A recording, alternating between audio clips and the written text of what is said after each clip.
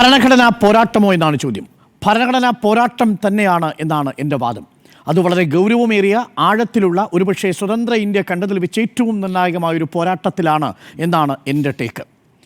എന്തുകൊണ്ട് എന്ന് പറയാം. അതിനു മുമ്പ് നോക്കൂ, ഈ തിരഞ്ഞെടുപ്പിൻ്റെ ഈ വോട്ടർ പട്ടികയിൽ വന്നിരിക്കുന്ന ക്രമക്കേടുകളെക്കുറിച്ച് ചർച്ച ചെയ്യുമ്പോൾ നമ്മൾ ആദിത്യ ശ്രീവാസ്തവയുടെ ആവട്ടെ, അതല്ല ശകുണ്ട്രാണിയുടേതാവട്ടെ, അതല്ല ഗുർകിത് റാവ് സിംഗിൻ്റേതാവട്ടെ, ഇവരുടെയൊക്കെ പേരുകൾ എടുത്ത് നോക്കുമ്പോൾ, പരിശോധിച്ച് നോക്കുമ്പോൾ കാണുന്ന കാര്യങ്ങളെ നമുക്ക് അല്പം തമാശ രൂപേണ പറഞ്ഞാൽ ഈ വോട്ടർമാരുടെ പേരിൻ്റെ സ്ഥാനത്ത് കാണുന്ന വിശദീകരണങ്ങളൊക്കെ ഞാൻ ഇന്നലെ ചർച്ചയിൽ പറഞ്ഞതുപോലെ, ചില വോട്ടർ പട്ടികയിൽ അച്ഛൻ്റെ പേര് കച്ചടതപ കുമാർ, അമ്മയുടെ പേര് സരിഗമ പതനിസ, വീട്ടുപേര് അല്ലെങ്കിൽ വോട്ട് ചെയ്യുന്ന ആളുടെ പേര് തരികിട കുമാർ. അപ്പോൾ Tharikida Kumar son of Kachatathapa, son of Sarigamapa എന്ന നിലയിലാണ് കാര്യങ്ങളുടെ പോക്ക്. ഒന്ന് ആലോചിച്ച് നോക്കണം. ആദിത്യ ശ്രീവാസ്തവയ്ക്ക് 4 അച്ഛന്മാരാണ് 4 സംസ്ഥാനങ്ങളിൽ, ഒരു വോട്ടർക്ക്. ശകുണ്ട്രാണിയുടെ പേരിൽ 2 എന്നാണ് നമ്മൾ പറഞ്ഞത്. ഒരു ബൂത്തിൽ തന്നെ 3 എപ്പി കാർഡുകളാണ്, 3 വോട്ടർ ID കാർഡുകളാണ് കൊടുത്തിരിക്കുന്നത്. ജനപ്രാതിനിധ്യം നിയമം അനുസരിച്ച് നിങ്ങൾക്ക് സെക്ഷൻ 17 പ്രകാരം ഒരു വോട്ടർക്ക് ഒരു വോട്ട് മാത്രമേ ചെയ്യാൻ കഴിയൂ. ഏതെങ്കിലും തരത്തിൽ തെറ്റായ വിവരം നൽകുന്നത് നിങ്ങളെ ഒരു കുറ്റകൃത്യത്തിന് ചെയ്യുന്നതായിട്ടാണ് കണക്കാക്കുക. നിങ്ങൾ ജയിലിലടയ്ക്കാം എന്നുള്ളതാണ്. പക്ഷേ ശകുണ്ട്രാണിയുടെ അടുത്ത് എന്താ പോയി പറഞ്ഞത്? 3 ഒരേ ബൂത്തിൽ തന്നെ 3 വോട്ടർ ID കാർഡുള്ള ശകുണ്ട്രാണിയുടെ അടുത്ത് തെരഞ്ഞെടുപ്പ് കമ്മീഷൻ പോയി ചോദിച്ചു, വെറുതെ വിട്ടു. അപ്പോൾ ഇതാണ് നമ്മുടെ നാട്ടിൽ നടന്നുകൊണ്ടിരിക്കുന്നത്. ഇത് ഒരു പുതിയ തരം പോരാട്ടമാണ് എന്ന് നമ്മൾ തിരിച്ചറിയണം. ഏതൊക്കെ തരത്തിലാണ് ഭരണഘടനയെ വെല്ലുവിളിച്ചുകൊണ്ടിരിക്കുന്നത് നമ്മുടെ ഭരണകൂടം? അതിനെതിരെയുള്ള പോരാട്ടം നമ്മൾ പല തലങ്ങളിലല്ലേ നടത്തിക്കൊണ്ടിരിക്കുന്നത്.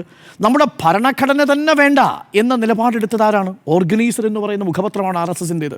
1941 നവംബർ മാസം 30-ാം തീയതി ഓർഗനൈസർ എഴുതുന്നുണ്ട് വ്യക്തമായി, ഇതിൽ ഭാരതീയമായൊന്നും ഭാരത ഭരണഘടനയിലില്ല, മനുസ്മൃതിയുടേതായിട്ടുള്ള ആശയങ്ങൾ പോലും ഉൾക്കൊള്ളാത്ത ഭരണഘടനയെ അംഗീകരിക്കാത്തവരാണ് ഓർഗനൈസറിൻ്റെ എഡിറ്റർമാർ എന്ന് പറയുന്നത്. ആരുടേതാണ് ഓർഗനൈസർ എന്ന് ഞാൻ പറയേണ്ടതില്ലല്ലോ. ദത്താത്രേയ ഹൊസബാള RSSൻ്റെ ജനറൽ സെക്രട്ടറി അല്ലേ? എന്താ ദത്താത്രേയ ഹൊസബാള പറഞ്ഞത്? ഭരണഘടനയിൽ ഈ സെക്യുലറിസം, സോഷ്യലിസം എന്ന് പറയുന്ന ആശയങ്ങളെ നമുക്ക് പുനഃപരിശോധിക്കണം എന്നാണ് പറഞ്ഞത് RSSൻ്റെ ജനറൽ സെക്രട്ടറി. നമ്മുടെ ഭാരത ഭരണഘടനയിലെ സോഷ്യലിസവും സെക്യുലറിസവും നീക്കം ചെയ്യണമെന്നാവശ്യപ്പെട്ടുകൊണ്ട് സുപ്രീം കോടതിയിൽ പൊതുതാൽപര്യ ഹർജിയുമായി പോയ ഒരു BJP നേതാവ് ഉണ്ടായിരുന്നല്ലോ. എന്താ പേര്? സുബ്രഹ്മണ്യ സ്വാമി എന്നായിരുന്നില്ലേ? ഒടുവിൽ അതേ സുപ്രീം കോടതി എടുത്ത് ചവറ്റുകൊട്ടയിലിട്ടില്ലേ ഈ സുബ്രഹ്മണ്യ സ്വാമിയുടെ പബ്ലിക് ഇൻട്രസ്റ്റ് ലിറ്റിഗേഷൻ എന്നുള്ളത്? പിന്നീട് ഇന്ത്യൻ ഭരണഘടനയിലെ സോഷ്യലിസവും സെക്യുലറിസവും പുനർചിന്തനത്തിന് വിധേയമാക്കേണ്ട സമയമായി എന്ന് പറഞ്ഞത് BJP നേതാവായ ശിവരാജ് സിംഗ് ചൗഹാൻ അല്ലേ? ഇത് പാശ്ചാത്യ ആശയങ്ങളാണ് എന്ന് പറഞ്ഞത് ഹിമന്ത ബിശ്വ ശർമ്മയല്ലേ? ഭരണഘടനയോട് ആ അർത്ഥത്തിലുള്ള ഒരു കൂറോ ഭരണഘടനയുടെ ആശയങ്ങളോട് ഏതെങ്കിലും തരത്തിലുള്ള ഒരു വിധേയത്വമോ ഇല്ലാത്തവരാണ് ഈ ഭരണഘടനയെ നിരന്തരം വെല്ലുവിളിച്ചുകൊണ്ടിരിക്കുന്നത് എന്നതാണല്ലോ നമ്മളോട് പറയുന്നത്.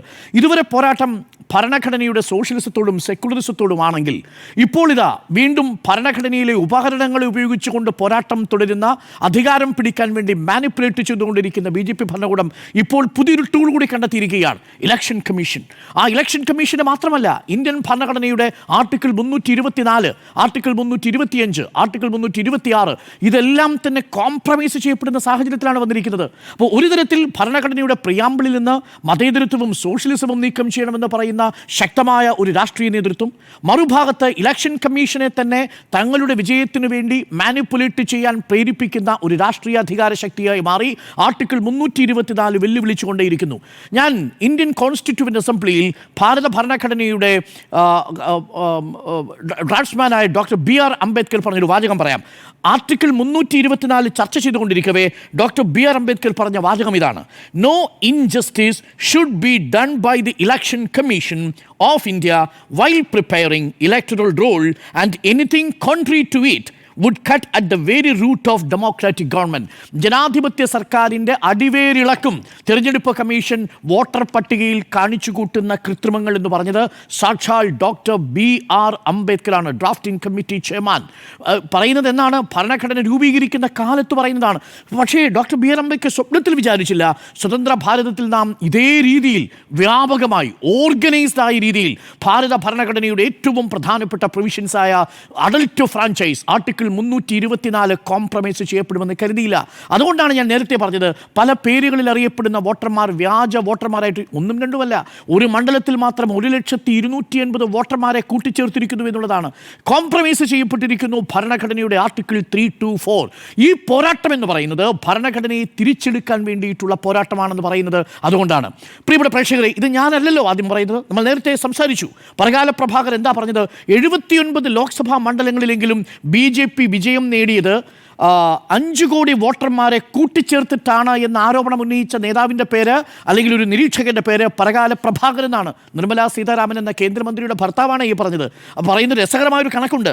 ഈ തെരഞ്ഞെടുപ്പ് കഴിഞ്ഞാൽ സാധാരണ ഉടൻ തന്നെ പുറത്തു വരുന്നൊരു കണക്കുണ്ട്, വോട്ടർ ടേൺ ഔട്ട്, എത്ര പേർ വോട്ട് ചെയ്തു എന്നുള്ളതിൻ്റെ കണക്ക്.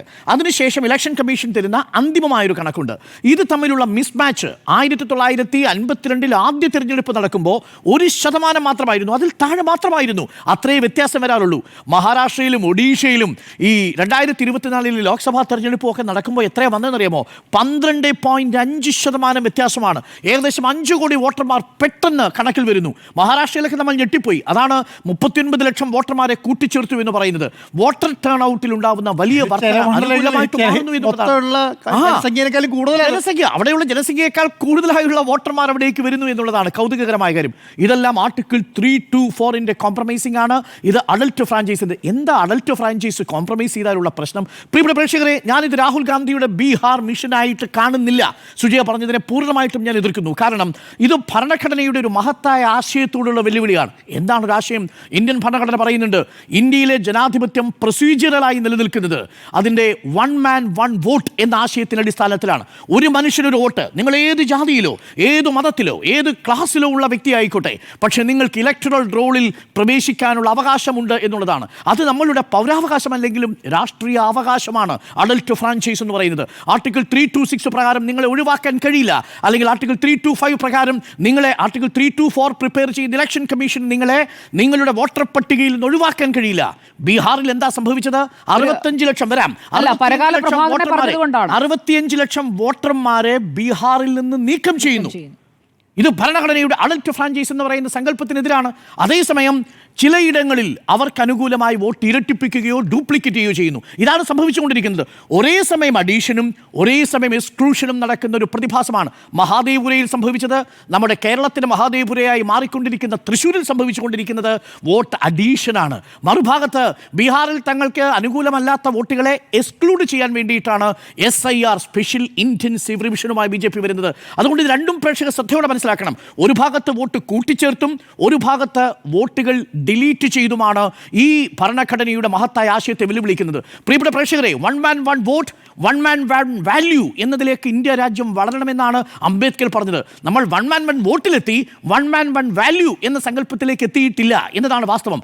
പക്ഷേ ഇപ്പോൾ ആ പ്രൊസീജിയറലായ ജനാധിപത്യം പോലും അട്ടിമറിക്കപ്പെടുന്നു. 1 man 1 vote എന്ന ആശയത്തിന് മേൽ കടക്കൽ കത്തിവെച്ചിരിക്കുന്നു. അതുകൊണ്ടാണ് രാഹുൽ ഗാന്ധിയുടെ ഈ പോരാട്ടത്തിന് നമ്മൾ ഒരുമിച്ച് ഐക്യദാർഢ്യം കൊടുക്കേണ്ടത്.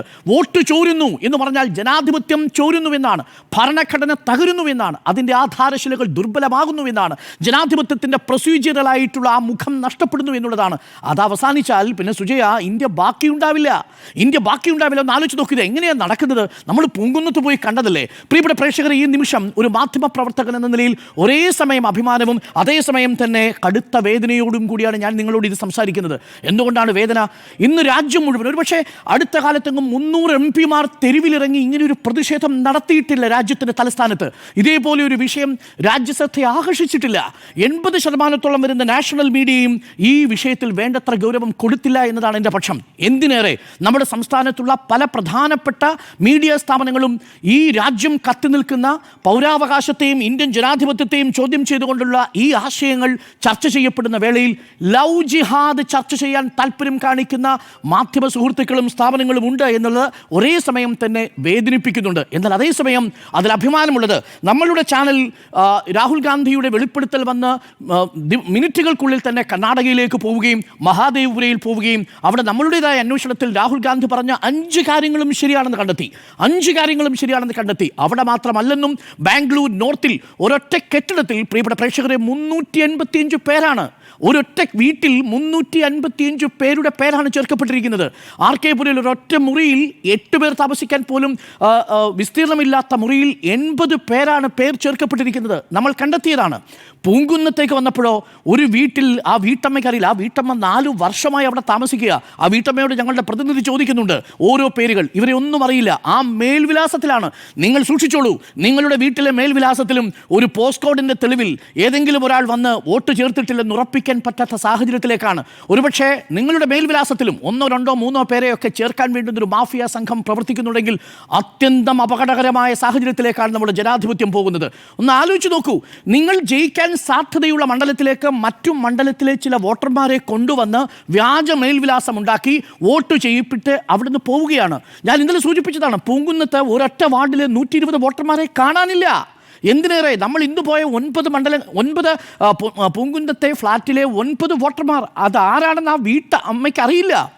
നമ്മൾ ഇന്നലെ പോയ കർണാടകയിലെ KR പുരയിലെ 385 പേർ ആരാണെന്ന് ആ വീട്ട് ഉടമയ്ക്കോ അവിടെ താമസിക്കുന്ന വാടകക്കാരനോ അറിയില്ല എന്നുള്ളതാണ്. അപ്പോൾ നിങ്ങൾക്ക് ഒരു ഗോഡൗൺ സ്വന്തമായിട്ടുണ്ടെങ്കിൽ, നിങ്ങൾക്ക് BJP അനുഭാവം ഉണ്ടെങ്കിൽ, നിങ്ങൾക്ക് അവിടേക്കൊരു BJP നേതാവ് വന്ന് ഒരു പ്രാദേശികമായിട്ട് നിങ്ങളോട് പറയുന്നു ഒരു 10-25 പേർക്ക് ഇവിടെ വോട്ട് ചെയ്യാനുള്ള അവസരം ഉണ്ടാക്കണം, നിങ്ങളുടെ മേൽവിലാസം നമ്മൾ കൊടുക്കും. ഒരു വാടകച്ചീട്ട് മതി. ആ വാടകച്ചീട്ടിൻ്റെ അടിസ്ഥാനത്തിൽ, ആ മേൽവിലാസത്തിൽ വരുന്ന പോസ്റ്റ് കാർഡിൻ്റെ അടിസ്ഥാനത്തിൽ നിങ്ങളുടെ പേര് ചേർക്കാമെന്ന അവസ്ഥയിലേക്ക് കാര്യങ്ങളെത്തി. അവരവിടെ സ്ഥലം താമസിക്കേണ്ട. എന്താ ചട്ടപ്രകാരം പറയുന്നത്? 6 മാസം നിങ്ങൾ താമസിക്കണം. 6 മാസം താമസിച്ചിട്ടാണോ തൃശ്ശൂരിൽ പലയിടങ്ങളിലും പേര് ചേർക്കപ്പെട്ടത്? അവിടെ ഒരു സ്ഥാനാർത്ഥി മത്സരിക്കാൻ വന്നപ്പോൾ എന്താണ് കൂടും കുടുക്കയുമായിട്ട് കുടുംബാംഗങ്ങൾ എല്ലാവരും കൂടി വരുന്നു. ഒപ്പം തന്നെ തൻ്റെ സഹപ്രവർത്തകർ വരുന്നു. അവർ വന്ന് വിവിധ ഫ്ലാറ്റുകളിൽ താമസിക്കുന്നു. തിരഞ്ഞെടുപ്പ് കഴിഞ്ഞ് പൊടിയും തട്ടിപ്പോകുന്നു. തൃശ്ശൂർ പിന്നെ അവർക്ക് ആവശ്യമില്ല, താമസിക്കാൻ ആവശ്യമില്ല. അവരുടെ ലക്ഷ്യം കഴിഞ്ഞു. ഒരു മണ്ഡലത്തിലെ വോട്ടർ ആ മണ്ഡലത്തിൽ നിന്ന് മറ്റൊരു മണ്ഡലത്തിലെ വോട്ടർക്ക് വേണ്ടിയിട്ട് സ്ഥലം മാറിപ്പോയി വോട്ട് ചെയ്ത് തിരിച്ചു വരുന്നത് ജനാധിപത്യത്തിൻ്റെ അടിസ്ഥാന ആശയത്തെ തന്നെ ചോദ്യം ചെയ്ത ഒന്നാണ്. അതാണ് ഞാൻ പറഞ്ഞത്, പ്രൊസീജിയറലായ നമ്മളുടെ ജനാധിപത്യം എന്ന് പറയുന്ന ആശയത്തിന് പോലും ഏറ്റവും വലിയ വെല്ലുവിളി ഉയർത്തുന്ന ഒന്നാണ് ഇവിടെ സംഭവിച്ചുകൊണ്ടിരിക്കുന്നത്. അതുകൊണ്ട് ഭരണഘടനയ്ക്കെതിരായിട്ടുള്ള നീക്കം എന്ന് തന്നെ പറയണം. രാഹുൽ ഗാന്ധിയുടെ നീക്കം ആ അർത്ഥത്തിൽ വളരെ ശ്രദ്ധേയമാണ്.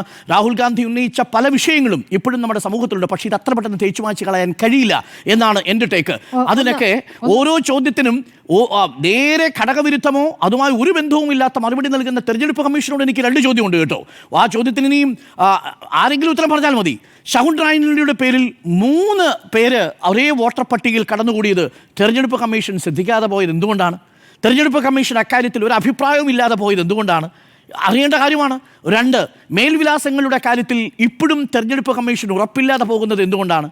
ഈ 2 ചോദ്യങ്ങൾക്കും ഉത്തരം, അതായത് പല വോട്ടർ പട്ടികയിലെ വോട്ടർ ഐഡിയിലും കാണുന്ന ഈ തെറ്റായ മേൽവിലാസങ്ങൾ എന്താണ് അങ്ങനെ സംഭവിച്ചതെന്നാണ് തെരഞ്ഞെടുപ്പ് കമ്മീഷൻ്റെ വിലയിരുത്തൽ. ഒരു പത്രക്കുറിപ്പ് വന്നോ? ഇത് സാങ്കേതികമായ പിശവാണെന്ന് പറഞ്ഞാൽ മനസ്സിലാക്കാം. സാങ്കേതികമായ പിശവ് 1,280 വോട്ടുകളിൽ വരുമ്പോഴാണല്ലോ അതൊരു ആസൂത്രിതമായ പിഴവായി മാറുന്നത്. അതുകൊണ്ട് ഭരണഘടനയ്ക്ക് വേണ്ടിയുള്ള ഈ പോരാട്ടത്തിൽ രാഹുൽ ഗാന്ധിക്കൊപ്പം നിലയുറപ്പിക്കാനുള്ള ഒരു ഉത്തരവാദിത്വം ഓരോ പൗരനുമുണ്ട്. ആ വിഷയം കെട്ടടങ്ങുന്നതിന് മുൻപ് തന്നെ ആ വിഷയം സജീവമായി നിലനിർത്താനുള്ള ഉത്തരവാദിത്വം നമ്മളെപ്പോലുള്ള മാധ്യമങ്ങൾക്കുണ്ട്. അതുകൊണ്ടാണ് റിപ്പോർട്ടർ TV തുടർച്ചയായി കർണാടകയിൽ നിന്ന് ഈ വാർത്തകൾ റിപ്പോർട്ട് ചെയ്തുകൊണ്ടിരിക്കുന്നത്. ഇന്ന് വന്നത് എന്താണെന്നറിയാമോ? ഒരു ബ്രൂവറിയിൽ പണിയെടുത്തുകൊണ്ടിരുന്ന ജീവനക്കാരുടെ പേരിൽ 79 ഐഡികളാണ്. ആ ID ഉള്ള സ്ഥലത്ത് പോയി നോക്കുമ്പോൾ 68ആണ്. അതിൽ എത്രയുള്ളത്? 68 ഉണ്ടല്ലേ? എത്ര പേരാണ് ഇപ്പോൾ ഉള്ളത് സുജയ? ആ ബ്രൂവറിയിൽ 7 പേര്. 68 പേരാണ് അവിടെ വോട്ടർ പട്ടികയിലുള്ളത്. 7 പേരാണ് അവിടെ ആക്ച്വലി ഉള്ളത്. ബാക്കി 61 പേരെവിടെ? 385 പേരെവിടെ? ഒരു മുറിയിൽ താമസിച്ച 80 പേരെവിടെ? നമ്മളെപ്പോലെ ഒരു മാധ്യമം പോയി കണ്ടെത്തിയാൽ മനസ്സിലാവുന്ന കാര്യമാണ് ഇത്. നമ്മൾക്ക് എന്താണ്? അതാണ് സാറേ രാജണ്ണ ചോദിച്ചത്, ഈ രാഷ്ട്രീയ പാർട്ടികൾ എന്തായിരുന്നു പരിശോധിക്കാത്ത കാര്യം. ഡോക്ടർ അരുൺ പ്രവർത്തിക്കേണ്ട മാധ്യമങ്ങൾ ഇല്ലാത്ത ലവ് ജിഹാദ് തിരഞ്ഞല്ല പോകേണ്ടത്. അതാ പെൺകുട്ടിയുടെ ആത്മഹത്യാക്കുറിപ്പിലുള്ളതാണ്. ഭരണഘടനയുടെ ആത്മാവിനെ മുറിവേൽപ്പിക്കുന്ന ഈ വെല്ലുവിളി ഉയർത്തുന്ന ഇന്ത്യയുടെ ശത്രുക്കളെ നിങ്ങൾ തിരിച്ചറിയണം. ആഭ്യന്തര ശത്രുക്കളെ കുറിച്ച് നിങ്ങൾ പറയുമല്ലോ, ഇത് ഇന്ത്യയുടെ ജനാധിപത്യത്തിലെ ശത്രുക്കളെ തിരിച്ചറിയണം. അവരെ ഒന്ന് സൂക്ഷിച്ചു വയ്ക്കുന്നതും നല്ലതാണ്. ഇത് ജനാധിപത്യത്തിന്റെ മുന്നമാരാണ് ഈ പണി ചെയ്തുകൊണ്ടിരിക്കുന്നത്. അതുകൊണ്ട് ജയ് ഹിന്ദ്, ജയ് സംവിധാൻ.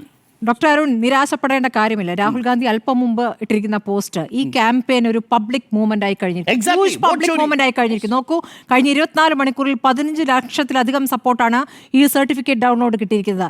10 ലക്ഷത്തിലധികമാണ് മിസ് കോൾസ് വന്നിരിക്കുന്നത്. മിസ് കോൾസ് അവർ ആവശ്യപ്പെട്ടാണ് നമ്പർ കൊടുത്തിട്ട്. അപ്പോൾ അതിലേക്ക് വന്നിരിക്കുന്നത് ഇത്രയധികമാണ്. അതായത് അടിച്ചമർത്തപ്പെട്ട സത്യം അത് പുറത്തേക്ക് വരികയാണ്. അത് ജനകീയ പ്രക്ഷോഭമായി മാറിയിരിക്കുന്നു എന്നുള്ള കാര്യത്തിൽ തർക്കവുമില്ല.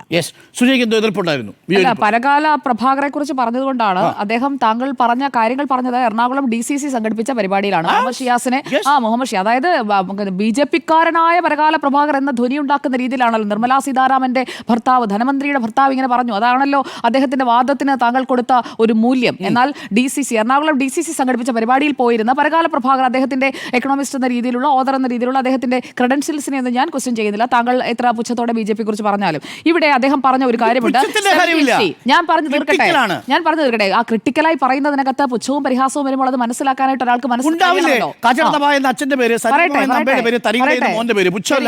ശരി. അപ്പോൾ കേരളത്തിലെ വോട്ടർ പട്ടികയിൽ കോർപ്പറേഷനിലടക്കം കോഴിക്കോട് കോർപ്പറേഷനെ കുറിച്ച് താങ്കൾ മിണ്ടില്ല. അവിടെയും നടന്ന കാര്യം എന്താണ് എന്നുള്ളത് ഇന്ന് പുറത്തു വന്നിട്ടുണ്ട്. റിപ്പോർട്ട് ചെയ്തിട്ടുണ്ട്.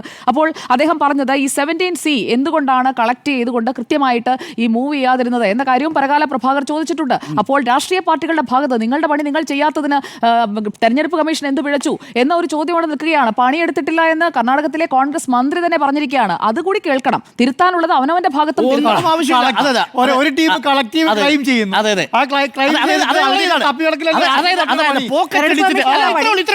പോക്കറ്റ് അടിച്ചതിന് ശേഷം അന്തസ്സോടുകൂടി പോക്കറ്റ് അടിച്ചയാൾ തലയുയർത്തി എന്ന് പറയുകയാണ്, പോക്കറ്റിൽ ഇരിക്കേണ്ട സാധനം സൂക്ഷിക്കേണ്ട ഉത്തരവാദിത്വം നിങ്ങളുടേതാണ്. അത്രേ വില കൽപ്പിക്കുന്നുള്ളൂ ആർഗ്യുമെന്റിന്. അതാണല്ലോ ആർഗ്യുമെന്റ്. രാഷ്ട്രീയ പാർട്ടികൾ കരുതലോടുകൂടി ഇരിക്കണം. താങ്കളുടെ പരകാല പ്രഭാകരാണ് ദ പ്രൈസ് ഓഫ് ലിബർട്ടി എന്നാണ്. ജാഗ്രത വേണം, അക്കാര്യത്തിൽ ഒരു സംശയമില്ല. ഇല്ലെങ്കിൽ എല്ലാം അടിച്ചുകൊണ്ട് പോകുന്ന ടീമാണ്. ഓർമ്മയുണ്ടാവണം എന്ന് 15 ലക്ഷം 1 കോടി എല്ലാം അടിച്ചുകൊണ്ട് പോകണം എന്നുള്ളതാണ് പലരുടെയും മനസ്സിലിരിപ്പ്. ഇപ്പോൾ അവസാനം ബാക്കി നിൽക്കുന്ന ഭരണഘടനയെ തകർക്കാൻ വേണ്ടി എന്തൊക്കെ ശ്രമമാണ് നടക്കുന്നത്. ഭാരതാംബയുടെ രൂപത്തിൽ വന്നില്ലേ, സോഷ്യലിസം സെക്യുലറിസത്തിന് രൂപമായിട്ട് വന്നില്ലേ, വിഭജന ഭീകരതാ ദിനമായിട്ട് വിഭജന ഭീകരതാ ദിനം. എന്തുകൊണ്ടാണ് സുജയ അങ്ങനെ ആചരിക്കാൻ തീരുമാനിച്ചത്? സ്വാതന്ത്ര്യ ദിനം എന്ന് പറഞ്ഞാൽ ആ സ്വാതന്ത്ര്യ ദിനത്തിലെ പ്രസംഗത്തിൽ ഒരു വരി പോലും, ഒരാളുടെ പേര് പോലും പേര് ചേർക്കാനില്ലാത്ത സംഘപരിവാറിൻ്റെ കുടുംബത്തിന് പുതിയൊരു ആയുധം കിട്ടിയിരിക്കുക, വിഭജന ഭീകരത ദിനം. അങ്ങനെ പറഞ്ഞാൽ ശ്യാം പ്രസാദ് മുഖർജിയുടെ പേര് പറയാമല്ലോ. അതുകൊണ്ട് മാത്രം കൊണ്ടുവരുന്നൊരു ആശയമാണ് അത്. സർവകലാശാലകളിൽ നാടകം കളിക്കണം, സർവകലാശാലകളിൽ സെമിനാറുകൾ സംഘടിപ്പിക്കണമെന്നാണ് പറയുന്നത്. സൗകര്യമില്ല എന്നാണ് സംസ്ഥാനത്തിൻ്റെ മുഖ്യമന്ത്രി എന്ന് പറഞ്ഞത്. അത് തന്നെയാണ് വേണ്ടതും. ആ അർത്ഥത്തിൽ ഭരണഘടനയോടുള്ള എല്ലാ എതിർപ്പുകളെയും നമുക്ക് ഒരുമിച്ച് നിന്ന് തന്നെ പോരാടണം എന്നുള്ളതാണ് നമ്മളുടെ ടേക്ക്.